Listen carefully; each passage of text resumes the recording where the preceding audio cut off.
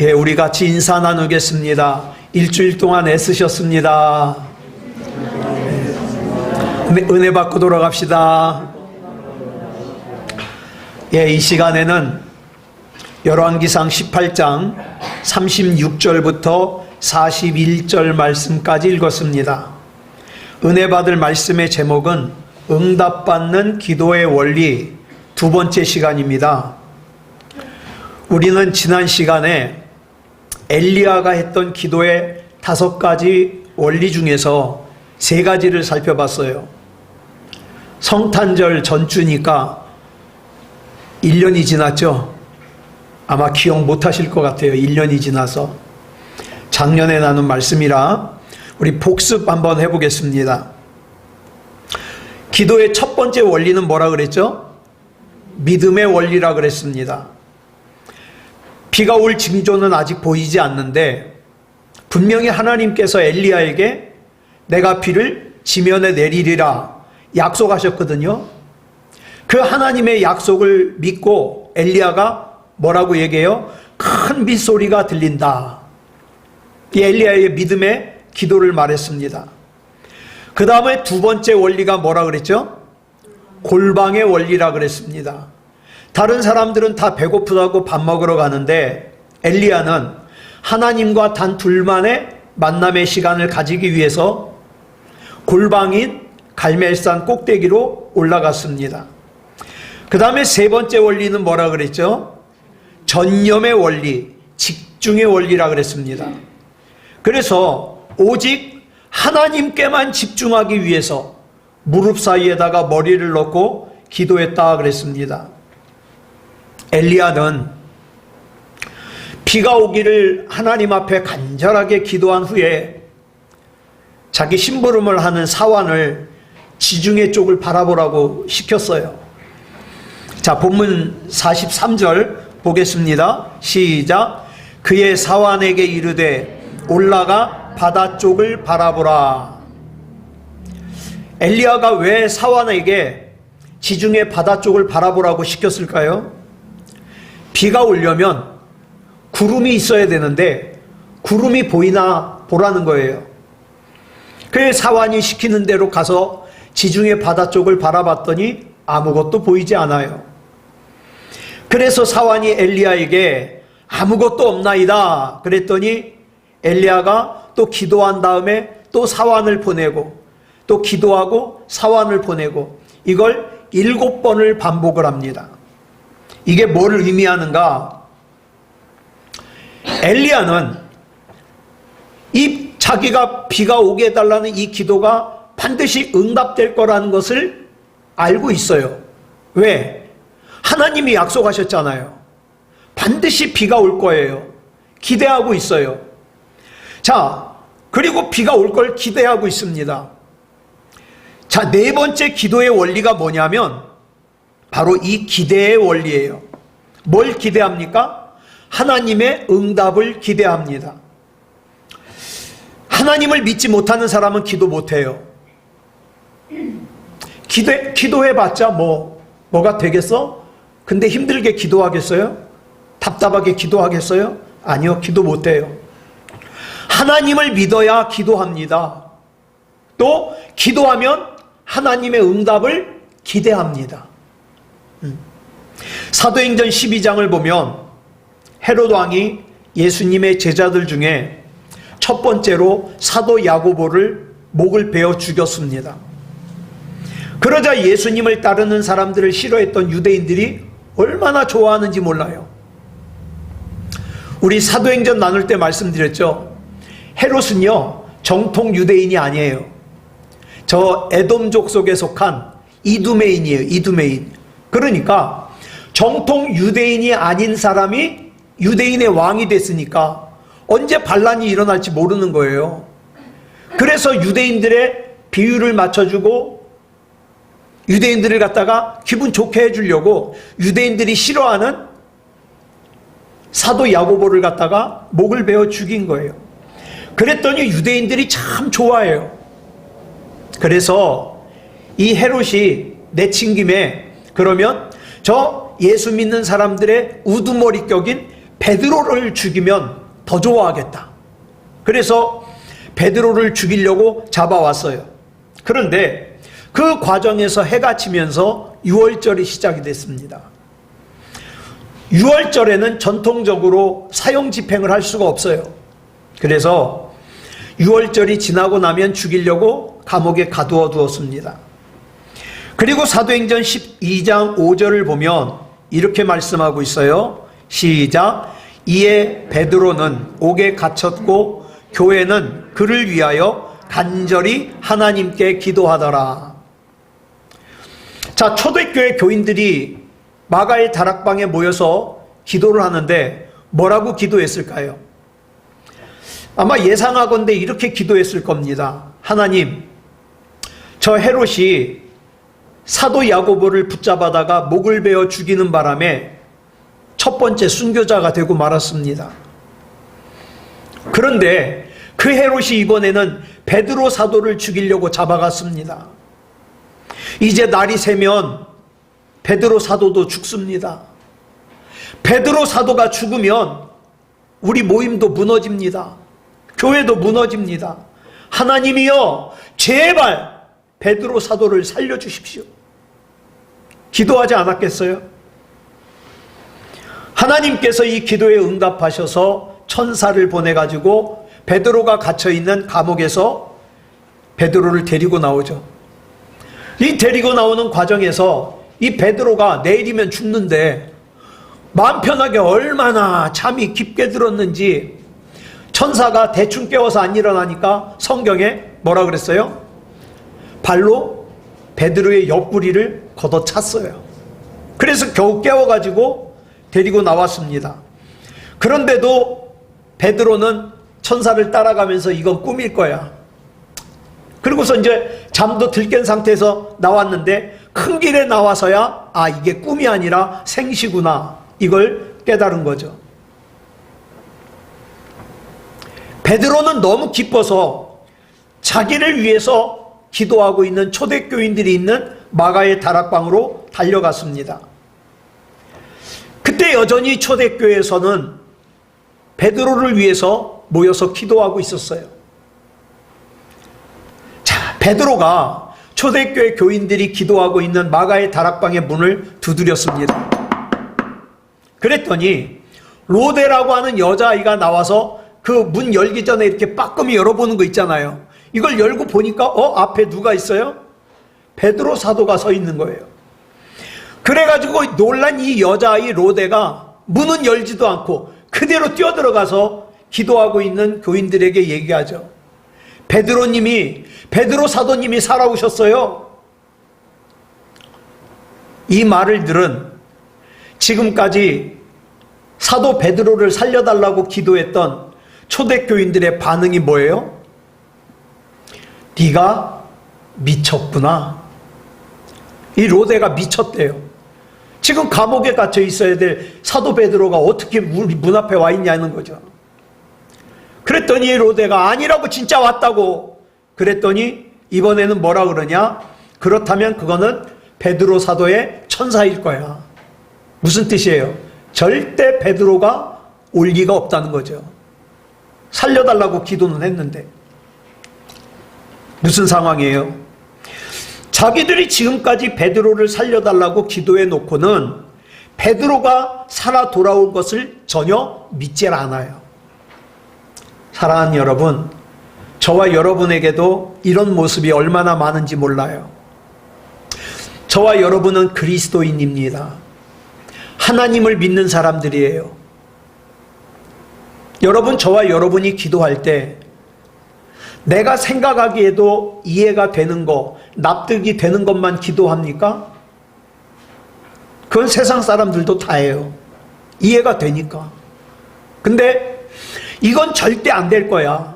이건 절대 불가능할 거야.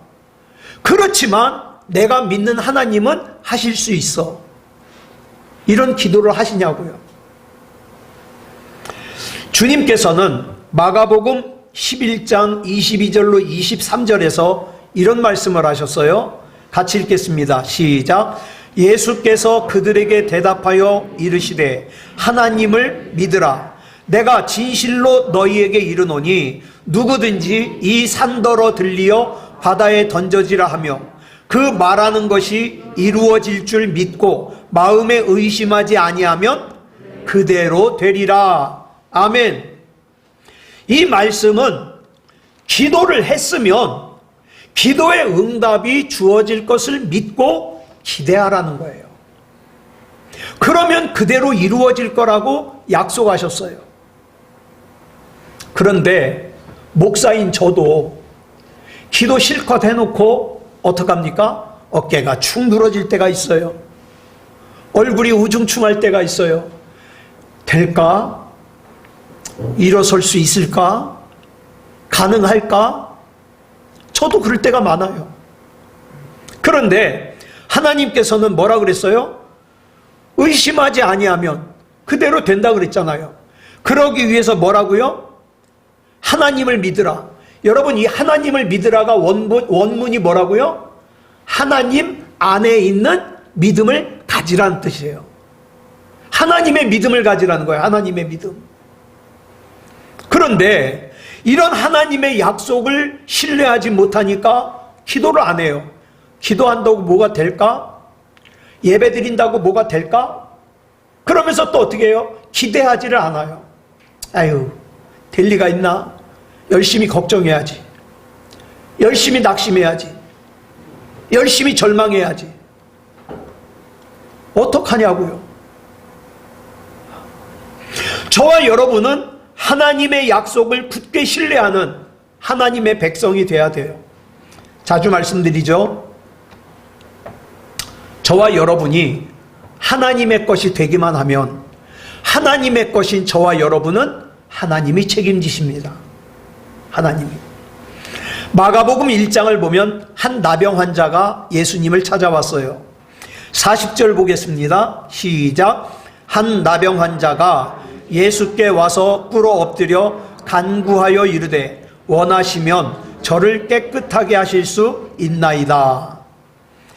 여기 보면 한 나병 환자가 예수님께 와서 꿇어 엎드렸어요. 나병이 뭐예요? 문둥병이 뭐예요? 이 문둥병은요, 이 감각이 없어지면서 어떻게 합니까? 감각이 없어지면서 이 몸의 지체가 떨어져 나가는 병이에요. 막 코도 떨어져 나가고 귀도 떨어져 나가고 손가락도 떨어져 나가고 막 손마디가 없고 얼마나 무서운 병입니까? 이 나병은 또 전염병이에요. 이 나병은 올마예요. 올마. 그렇기 때문에 이 나병 환자는요, 정상인들이 살고 있는 도시나 마을에 갈 수가 없어요. 거기 괜히 들어갔다가 그 사람들이 돌로 때려서 죽잖아요. 죽어도 할 말이 없는 거예요. 그러니까 갈 수가 없어요. 그리고 레위기 13장 45절을 보니까 나병 환자가 부득이하게 정상인 사람들이 살고 있는 곳을 지나가야 될 때는 반드시 옷을 찢고 머리를 풀어 흩틀고 윈 입술을 이렇게 가리고 소리를 크게 질러야 돼요. 부정하다! 부정하다! 무슨 뜻이에요? 피하라는 거예요. 어?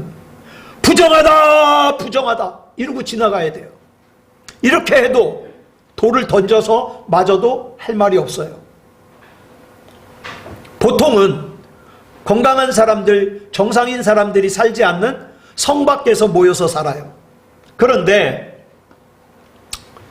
이 나병 환자의 입장에서 한번 생각해 보자고요. 사람들에게 버림받는 거는 그렇다고 쳐요. 문제는 이 나병 환자는 회당 안에 들어갈 수가 없어요. 성전에 들어갈 수가 없어요. 이 말은 무슨 뜻입니까? 하나님을 예배할 수가 없어요. 그러니까 하나님께도 버림받은 병이에요.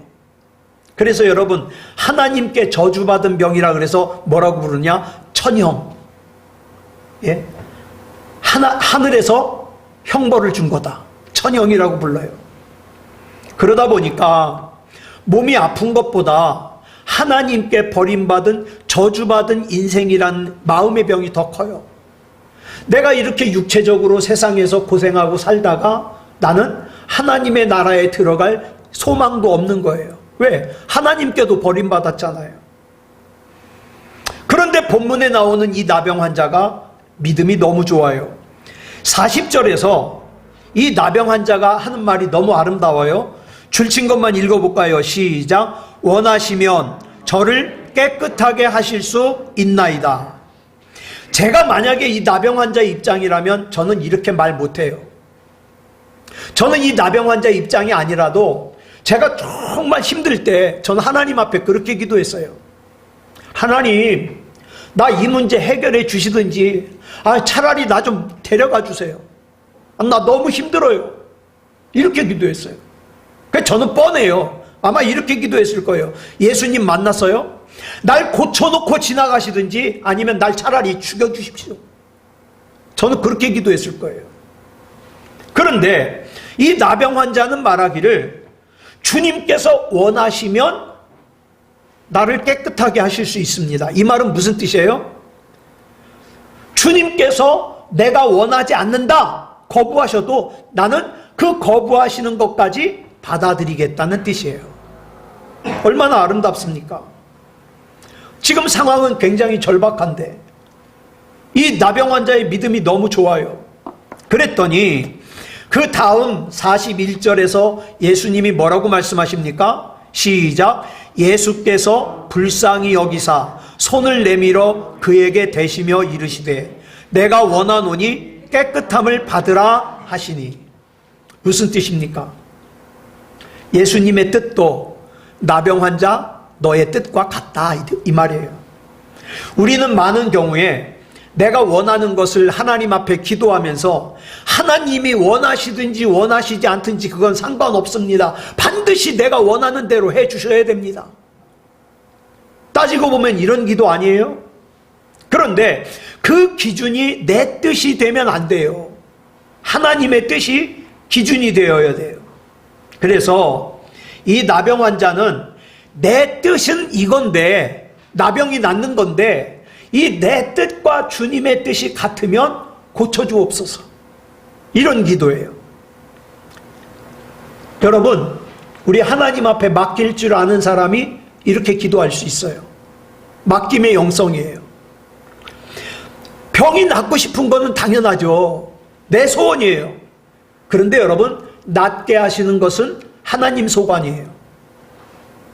그러니 주님의 뜻대로 행하시라고 맡기는 거죠. 여러분, 여기 본문 41절에서 불쌍히 여기사라고 나오죠. 이 불쌍히 여기사를 헬라어로 스플랑크니조마이라 그래요. 이 스플랑크니조마이 이 단어의 스플랑크는 뭐냐면 창자, 우리 뱃속에 있는 창자예요. 우리말로 뭐라 그래요? 순 우리말로 애라 그러죠. 애. 이순신 장군이 애가 끝나니, 어디선가 들려오는 일성호가는 피리소리는 남의 애를 끝나니 내 창자가 끊어지게 하는구나, 고통스럽구나 그러잖아요. 여러분, 그래서 우리말에 있어요. 애 끓다. 내 막 창자가 끓어요. 애달프다, 애태우다. 이게 다 창자예요. 창자. 애. 그래서 본문 41절에서 나오는 불쌍히 여기사를 단순히 동정심, 아유 불쌍해, 아유 안타깝네, 이렇게 동정심으로만 이해하기가 쉬운데 이 단어는요 단순히 동정심이 아니에요.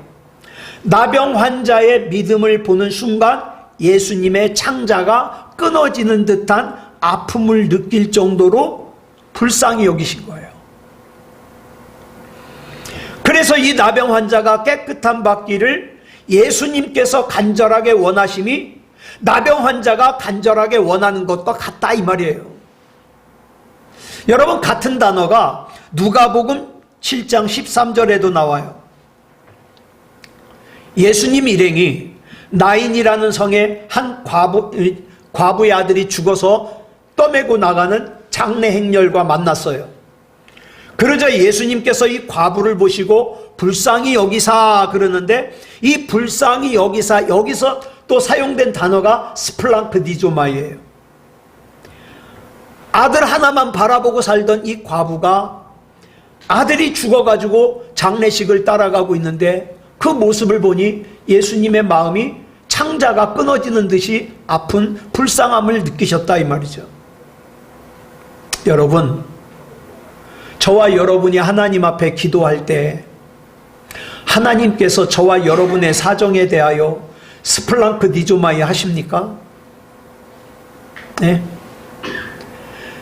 대충 기도해 놓고 내가 뭔 기도했는가도 기억이 안 나는 그런 기도하면 안 돼요. 하나님, 나에게는 하나님밖에 없습니다. 하나님이 답답하고 연약하고 불쌍한 종을 하나님 스플랑크 니조마이 불쌍히 여기사 하나님이 원하시면 일으켜 세워 주시옵소서. 이 문제 해결해 주시옵소서. 하나님이 내 인생에 앞장서 주시옵소서. 기도하자고요. 내 옆에 있는 사람들이 나를 알아주기를 아무리 원해도 여러분 알아주지 못합니다. 심지어는 내 가족도 마찬가지예요. 우리가 바라봐야 될 것은 우리 하나님이에요. 하나님이 나를 불쌍히 여기실 수 있도록. 저는 저와 여러분이 그런 기도했으면 좋겠어요. 저와 여러분의 기도가 진실해야, 저와 여러분의 예배가 진실해야 스플랑크 니조마이의 마음, 즉 애끓는 간절한 마음으로 하나님께서 응답하십니다. 그냥 기도를 해치워버리는, 예배를 참석해서 예배를 보고 끝나는 그런 것이 되면 안 되죠. 오늘 본문을 보면 엘리야는 우리가 가장 넘어지기 쉬운 부분에서 또 하나의 기도의 원리를 우리에게 알려주고 있습니다. 이 기도의 5번째 원리가 뭡니까? 인내의 원리예요. 인내의 원리. 엘리야가 몇 번이나 기도해서 응답이 왔어요? 7번 만에 응답이 왔어요. 7번째 기도한 후에 가서 보라고 하니까 본문 44절에 이렇게 말씀하고 있어요. 시작. 7번째 이르러서는 그가 말하되 바다에서 사람의 손만한 작은 구름이 일어나나이다. 이르되 올라가 아합에게 말하기를 비에 막히지 아니하도록 마차를 갖추고 내려가소서 하라 하니라. 드디어 7번째 기도하자 응답이 왔습니다. 저 멀리서 까만 점 같은 것이 생기더니 점점 커져가지고 사람 손바닥만해졌어요. 그 다음에는 큰 구름으로 몰려오기 시작합니다.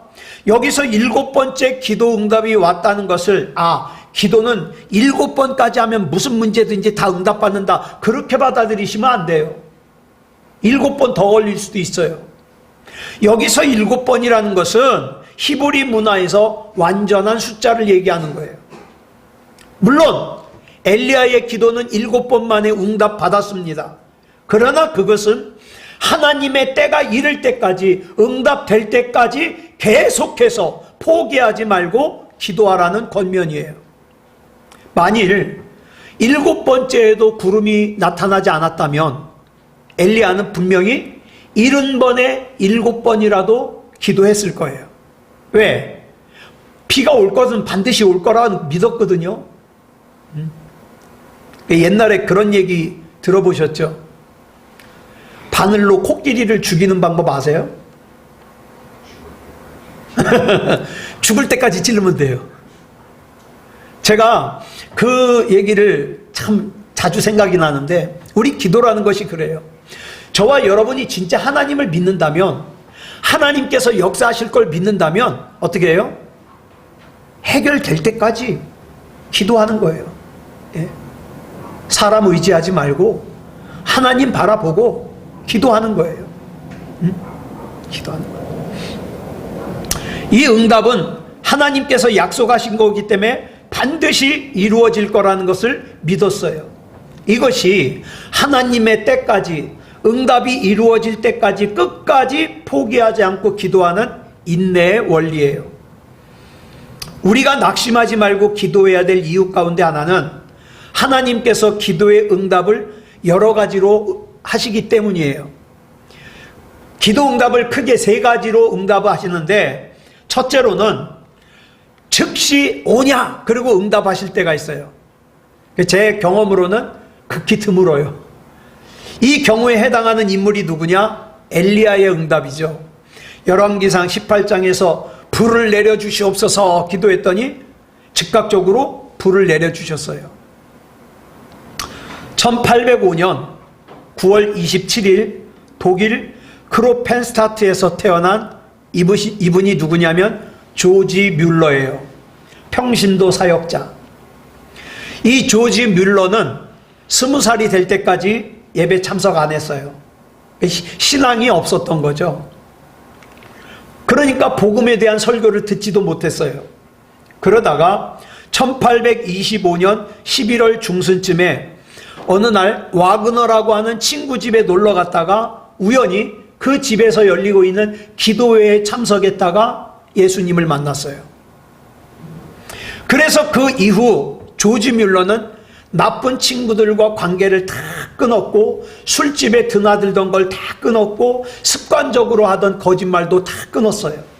그리고 그 이후 예수님을 만나고 난 이후 73년을 살게 되는데 그 73년 동안 하나님의 영광을 돌리는 삶을 살았습니다.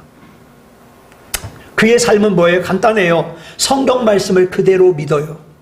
이 말씀은 이루어질 거야. 그 말씀대로 순종해요. 사람의 생각이나 관습을 초월하고 하나님을 절대 신뢰하고 의지하는 기도의 삶을 살았어요. 나중에 조지 뮬러가 하나님 나라로 가고 난 다음에 남겨진 사람들이 조지 뮬러가 그동안 썼던 일기를 갖다가 정리하는데 그 일기를 정리하면서 보니까 이 조지 뮬러가 기도하고 응답받은 것이 5만 번이나 되더래요. 5만 번. 그런데 이렇게 즉각적으로 응답해 주시면 참 좋은데 또 한 가지 형태가 뭐냐? 안 돼! 이렇게 응답하실 때가 있어요. 이런 체험을 한 사람은 누구냐? 사도 바울입니다.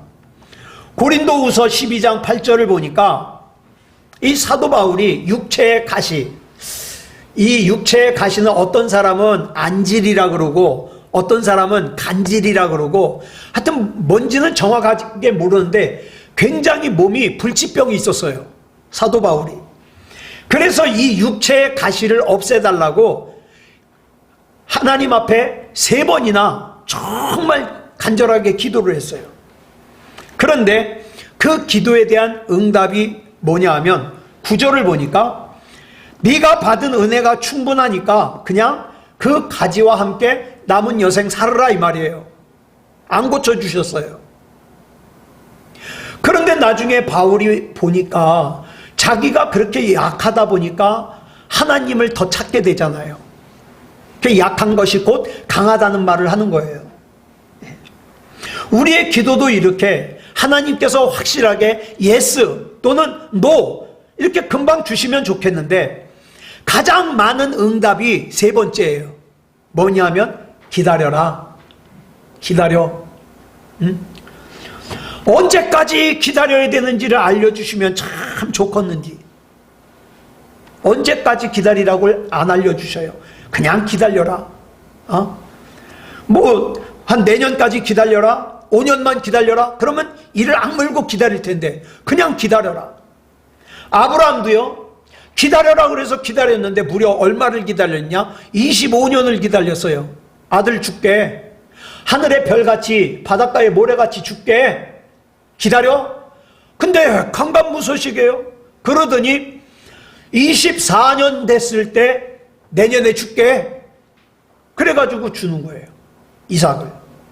그 전까지는 막연하게 기다려요. 하나님이 때를 알려주시지 않는 이 부분이 우리에게 가장 어려워요. 에? 어디까지 가야 되는지를 알지 못하고 기다리는 것이 어려워요. 그러나 그렇기 때문에 기도가 응답될 때까지 인내하고 포기하지 않으며 끝까지 기도해야 되는 중요한 기도의 원리가 요청되는 거예요.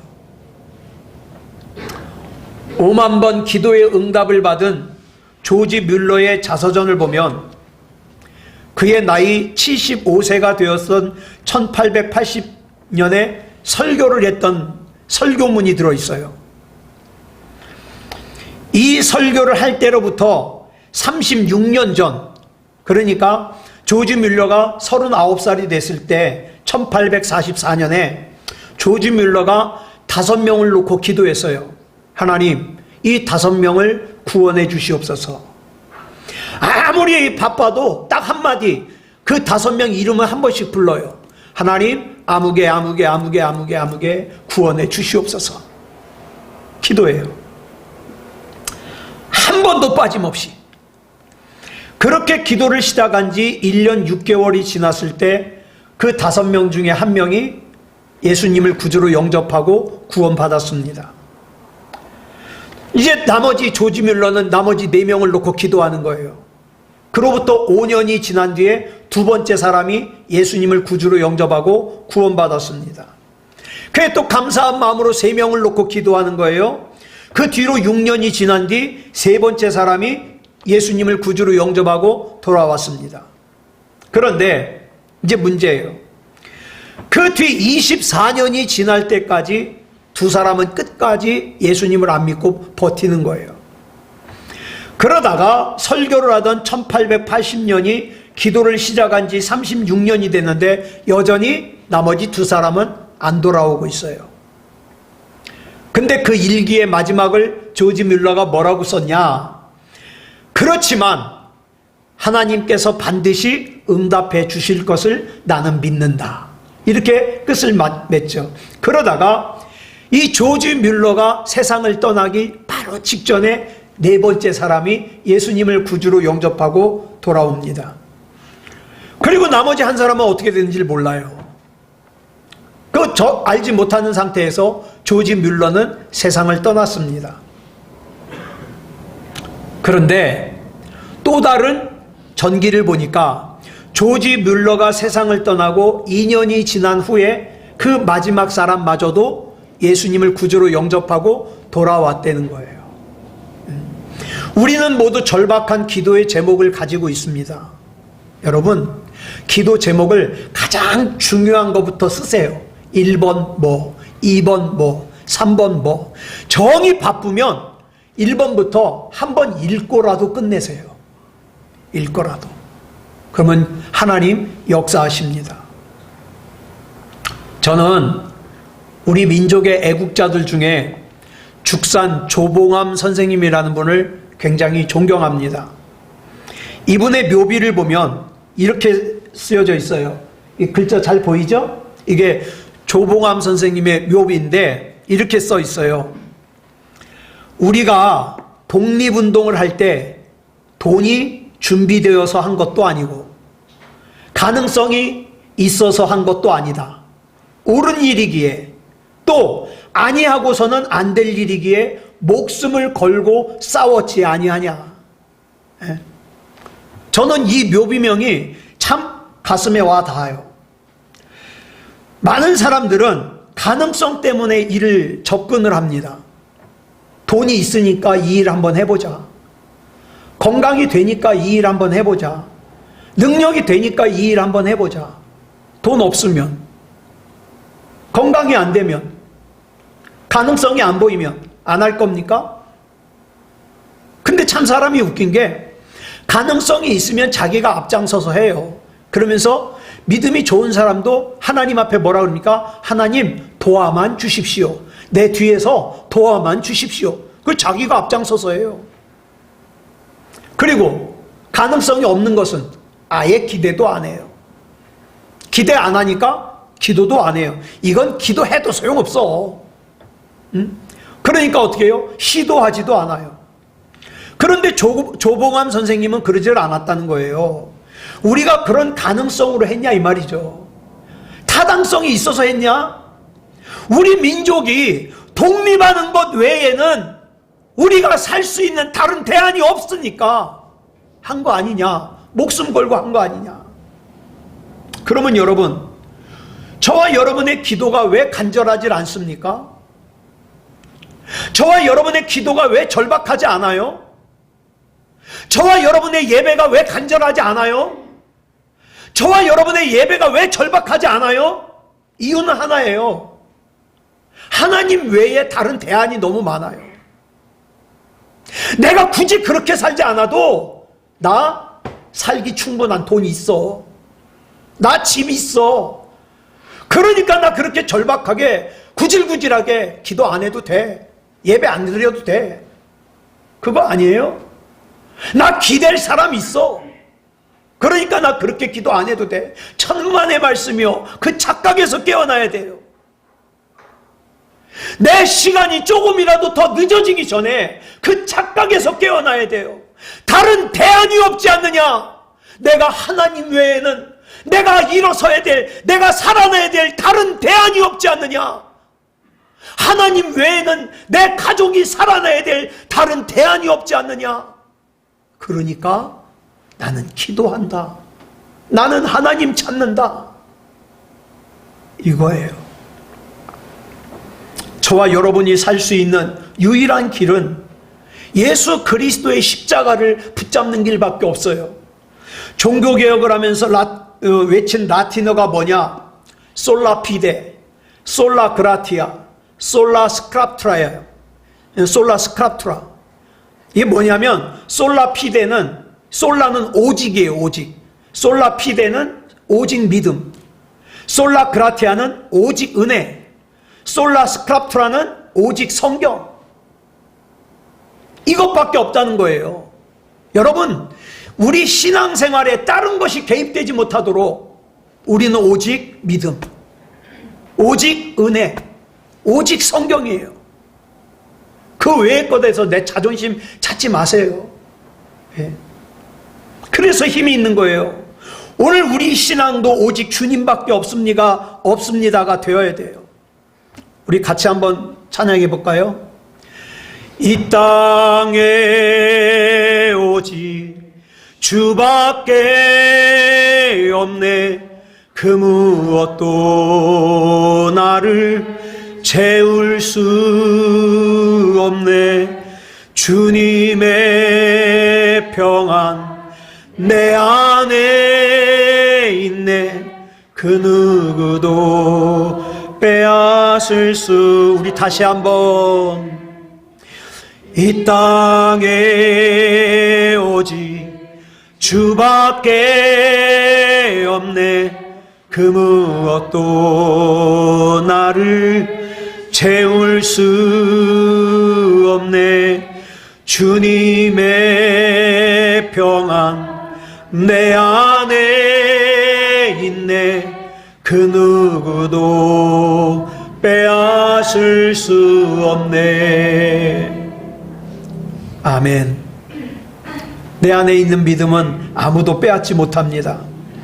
그러면서 하나님께서는 갈라디아서 6장 9절에서 우리에게 이렇게 말씀하셔요. 시작. 우리가 선을 행하되 낙심하지 말지니 포기하지 아니하면 때가 이름에 거두리라. 여러분, 내가 지금 예배하는 것이 분명히 하나님이 기뻐하시는 선이 맞다면 낙심하고 포기하면 안 돼요. 지금 내가 기도하는 것이 하나님 앞에 분명히 선이라면 낙심하고 포기하면 안 돼요. 예수님께서 가르쳐 주신 기도 가운데 뭐라 그랬습니까? 우리가 우리에게 죄 지은 사람들의 죄를 사하여 준 것 같이 우리 죄를 사하여 주옵소서. 그게 선이라면, 나한테 잘못한 사람들을 내가 죄를 용서해주고 사해주는 것이 그게 선이라면 우리가 그렇게 사는 삶을 포기하면 안 된다는 거죠. 예수님을 신뢰하여 그렇게 하면 하나님의 때가 되면 반드시 열매를 거둔다, 이 말입니다. 자, 오늘 본문이 엘리야의 기도를 통하여 우리에게 가르쳐주고자 하는 가장 중요한 것은 하나님을 분명하게 믿고 신뢰하는 사람은 절대로 중간에 기도를 멈추지 않는다. 저와 여러분도 엘리야처럼, 조지 뮬러처럼 낙심하지 않고 5가지 응답받는 기도의 원리, 믿음의 원리, 골방의 원리, 집중의 원리, 기대의 원리, 인내의 원리로 기도하는 사람이 되시기 바랍니다. 그래서 우리 하나님과 연결되기만 하면 하나님의 때에 하나님의 방법으로 하나님께서 반드시 역사하심을 믿으시기 바랍니다. 올 한 해에도 그런 믿음의 기도로 승리하여 간증이 넘치는 저와 여러분 되시기를 그리스도 예수님의 이름으로 간절히 축복합니다. 기도하겠습니다. 사랑의 아버지 하나님, 감사합니다. 하나님의 은혜 가운데 인도하여 주셔서 우리가 2시간에 걸쳐서 응답받는 기도의 원리를 살펴봤습니다. 사랑의 아버지 하나님, 우리 하나님께서 붙잡아 주셔서 우리가 하나님을 확실하게 믿고 우리가 구원받은 그리스도인이 확실할진대 하나님 앞에 확실한 믿음 가지고 기도할 수 있게 주시옵소서. 이 험난한 세상 가운데, 광야와 같이 고단한 세상 가운데 하나님마저 믿지 못하여 목자 없는 양같이 살면 얼마나 불쌍합니까? 하나님, 우리는 하나님을 믿는 하나님의 백성이오니 하나님께서 책임져 주시고 인도해 주시고 역사해 주시옵소서. 하나님이 보시기에 악한 것은 반드시 끊어내게 하시고 하나님 보시기에 옳은 것, 믿음다운 믿음인 것은 하나님께서 책임져 주시옵소서. 우리 하나님께서 붙잡아 주시고 인도해 주실 줄 믿사오며 그리스도 예수님의 이름으로 간절히 기도드려 싸움나이다. 아멘.